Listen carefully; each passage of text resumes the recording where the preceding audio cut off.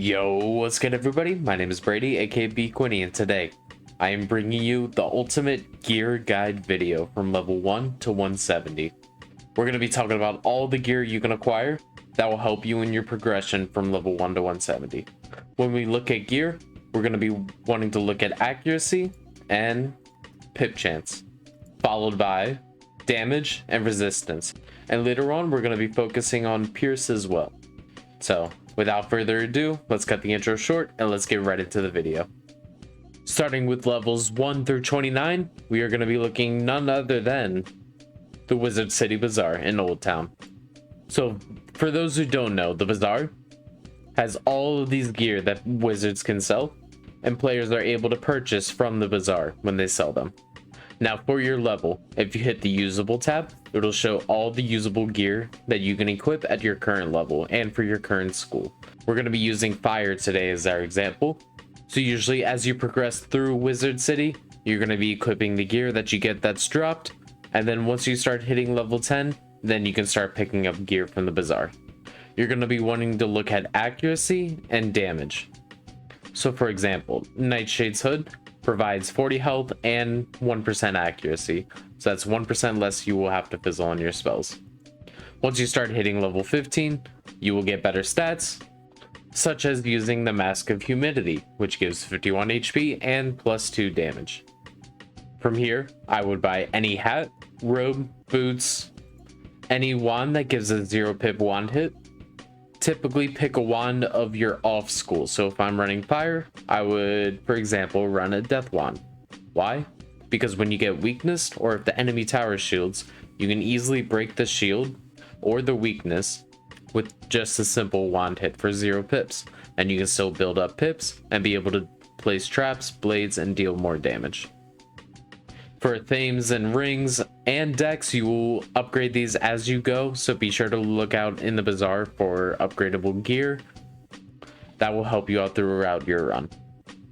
As far as amulets go, you may want to look at amulets that give traps of your school or blades of your school as well, just so you can have that item card and provide an extra buff to your damage.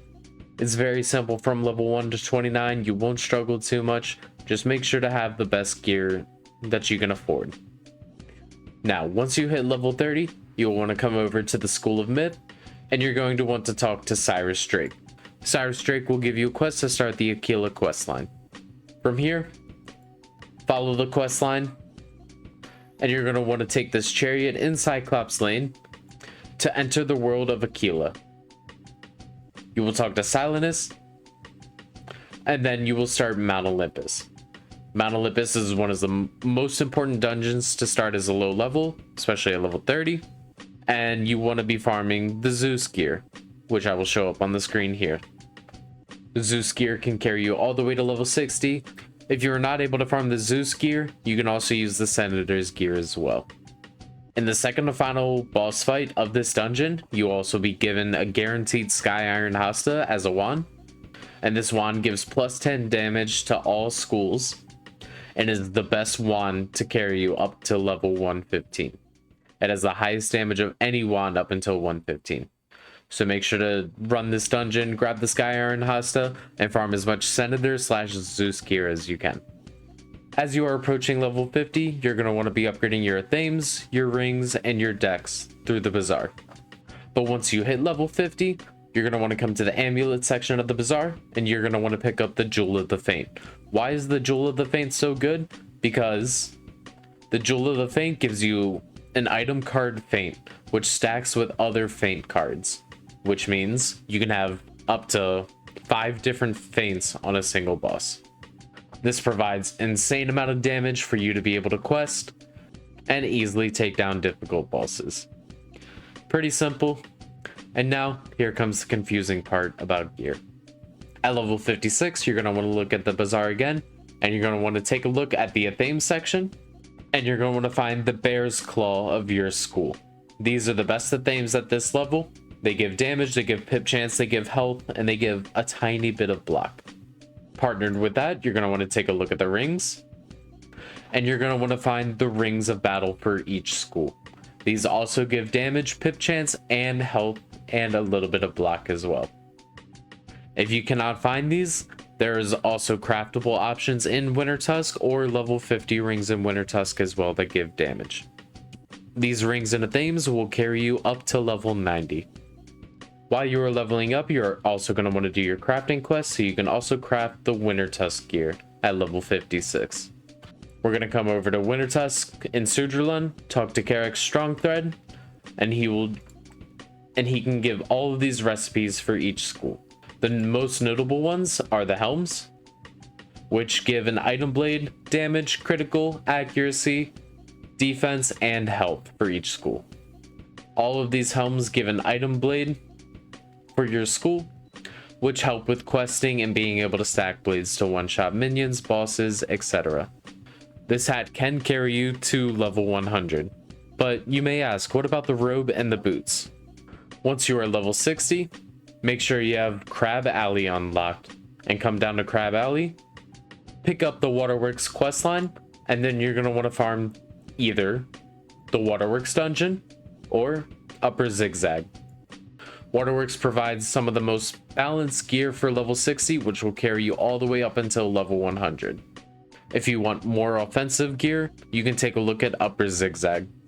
And again, all of this gear will carry you to level 100. Now, optional, once you've hit level 90, this is all optional besides the ring and the theme. Since you've already completed Mount Olympus, you're going to want to talk to Cyrus Drake again. You're going to come over and finish Atlantia. And once you finish Atlantia, you're going to talk to Cyrus Drake again. And then you're going to come over and you'll have access to Tartarus. Level 90 Hades offensive gear is a viable option, but there is almost no point in farming this gear when Darkmoor at level 100 is right around the corner. Instead, you're going to want to come to Tartarus to farm the secret boss Cronus for Blade of the Felled Titan, or you're going to want to go to Mount Olympus to farm the level 90 secret boss Gladiator, which drops the Alpha and Omega ring. The ring can carry you to a very high level, up to 130, and the Athame can also carry you up to level 130, but it is better to farm the level 100 Athame, which I will talk about soon. These bosses aren't too hard. Gladiator's natural attack will apply a weakness to you. Just make sure you have Cleanse Charm, or you have a Wanted to be able to one-hit off the weakness. Cronus is a very straightforward fight. He has a couple interrupt cheats, but nothing too serious. Once you hit level 100, then the real grind starts. This is where everyone farms at level 100, and you will be farming Castle Darkmoor. You have to complete 2 dungeons, which you may need help with, to be able to progress to the Castle Darkmoor Graveyard. From here, you will be able to farm almost everything you need at level 100, including Malistair's hat, Malistair's robe, Malistair boots, and the Athame from the first boss in the graveyard. If you do not want to farm Darkmoor, there is also challenge dungeons instead, where you can farm Rattlebones in Unicorn Way, to farm Rattlebone's Exalted Duels, which drops Bone Smasher robes that provide similar stats to Darkmoor, and they may be better according to certain schools. On the other hand, if you need a hat, you can farm Krakopatra in Krakotopia. Again, according to certain schools, the Krakopatra hat may be better than the Darkmoor hat. And while we're at level 100, if you are in need of a better amulet, you can either farm a Pierce amulet from Shane Von Shane in the upper halls in Castle Darkmoor, or you can go and farm the Morganth amulet for an item blade card. I highly recommend Morganth Charm, just so you can get the item blade, and you can keep farming with multiple blades, which mean more damage. You're not going to want to replace your Sky Iron Hasta, because at level 115, we're going to be heading back to the Bazaar. Around level 112 up to 118, you're going to want to use the Bazaar wands, which give Pip Conserve, damage, and Pierce. These can carry you all the way up until endgame. At level 125, there's an optional robe you can farm from Corporal Tennyson in Imperia in the Xanadu sewers, which drops a really good PvE robe that can carry you all the way up until around 150, 160, 170. Again, this is optional. Malistair's robe can do the exact same effect. Corporal Tennyson just has better stat sticks. This will require a team, and it only takes a stone key to be able to enter this dungeon. If you're in need of stone keys, make sure to head over to Jabberwock in Avalon, and you will be able to farm stone keys rather easily. Once you hit level 130, you will have access to the Catacombs. The Catacombs is an optional area which you can farm Dragoon gear from, and be able to craft it if you're not able to receive the drops from the required bosses. If you are farming the Catacombs, you're going to want to take a look at the hats, the boots, and the ring or amulet, which all provide a significant damage increase. If you don't want the Dragoon 3-piece gear, you can at least farm Abandoned House to get enough reagents to be able to craft the Dragoon amulet, which gives defense, critical block, and health as well. Along with that, it also provides an AoE item card that does more than your 4-pip spell, which can help with questing, dealing with minions, and even boss fights in certain scenarios. This amulet will carry you all the way up to level 160 and 170. Once you are around level 140 and you're questing in Caramel, you can farm Caramel gear, or you can just equip the gear that you get as you go through Caramel. The same thing can go for Lemuria once you reach around level 150.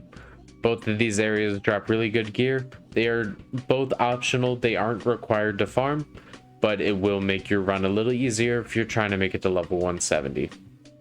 In Caramel, you're going to want to look at the Uber gear. In Lemuria, you're going to want to look at the Merciless gear. Now, for our endgame gear.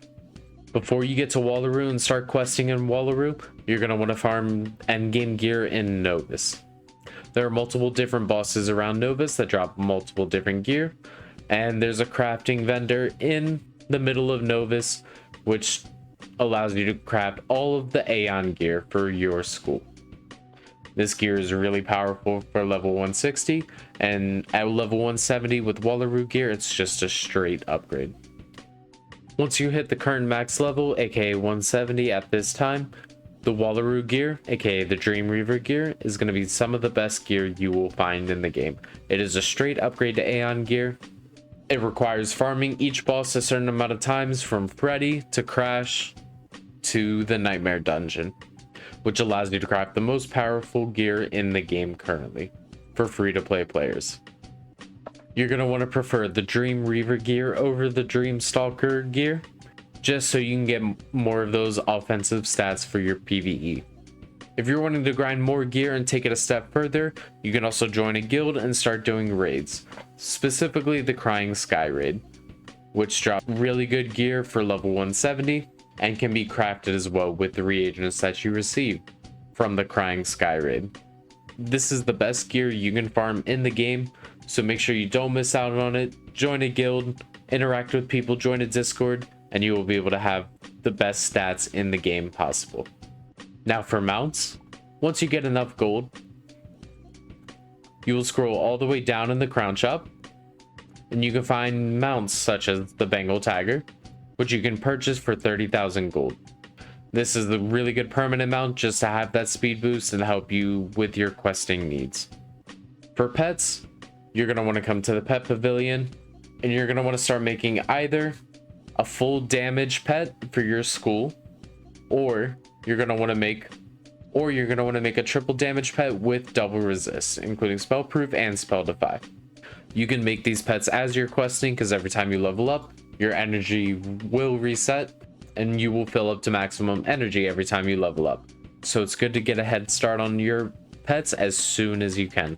Pets are some of the strongest stat sticks in the game, and they help tremendously while you're questing. So that's going to be it for today's video. I hope this helped. I hope you all enjoyed this guide.